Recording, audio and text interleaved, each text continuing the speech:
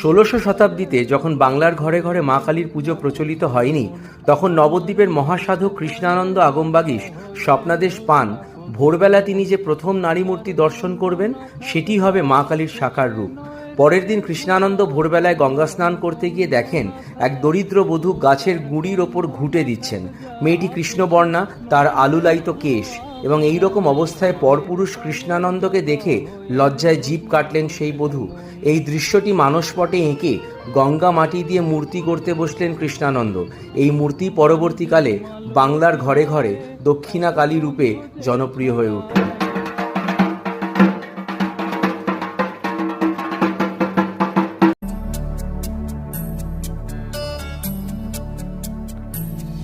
তুমি আসবে বলেই, তুমি আসবে বলেই আকাশ মেঘলা, বৃষ্টি এখনো হয়নি। তুমি আসবে বলেই কৃষ্ণ চূড়ার ফুলগুলো ঝরে যায়নি। তুমি আসবে বলেই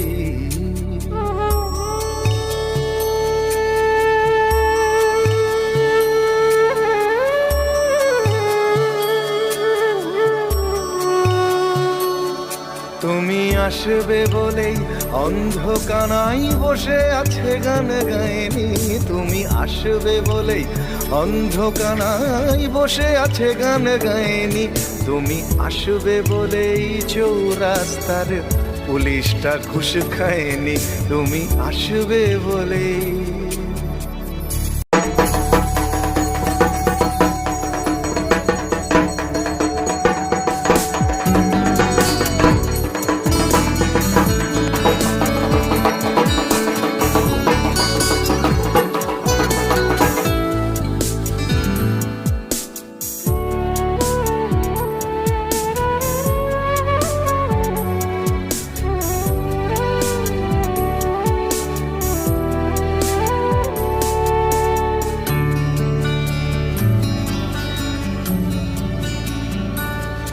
তুমি আসবে বলেই জাকির হুসেন ভুল করে ফেলে তালে।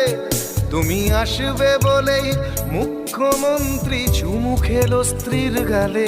তুমি আসবে বলেই সোনালি স্বপ্ন ভিড় করে আসে চোখে।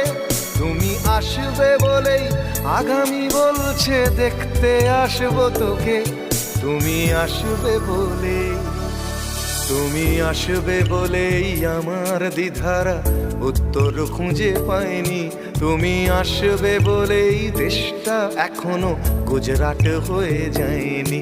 তুমি আসবে বলেই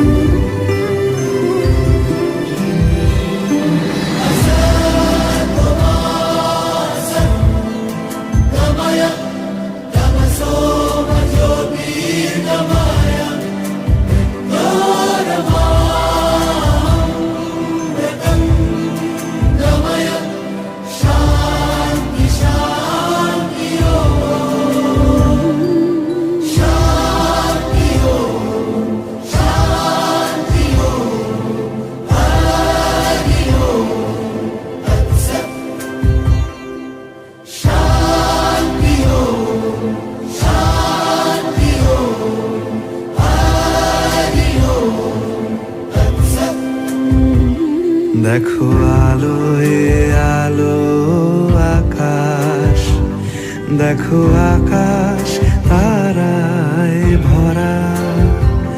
দেখো যাওয়ার পথের পাশে ছোটে হাওয়া পাগল পারা।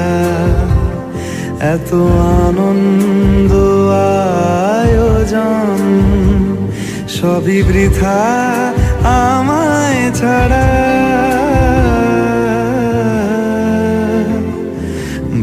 থাকুক আমার মুঠো, দুই চোখে থাকুক ধারা। এলো সময় রাজার মতো, হলো কাজের হিসেব সারা।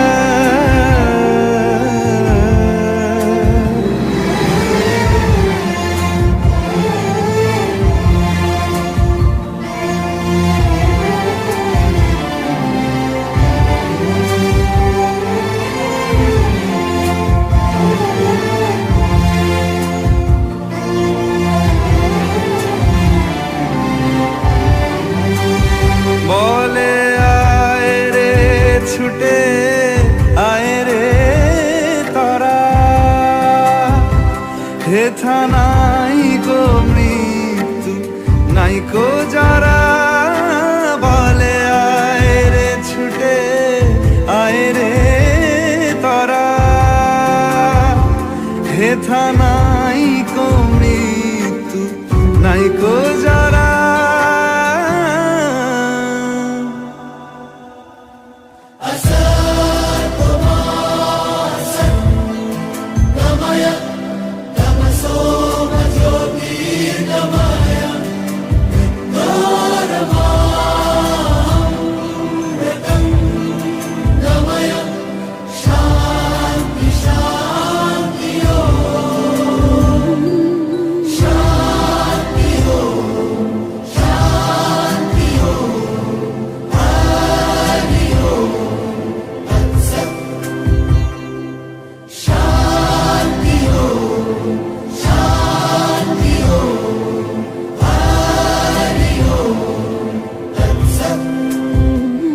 দেখো আলো এ আলো আকাশ, দেখো আকাশ তারায় ভরা।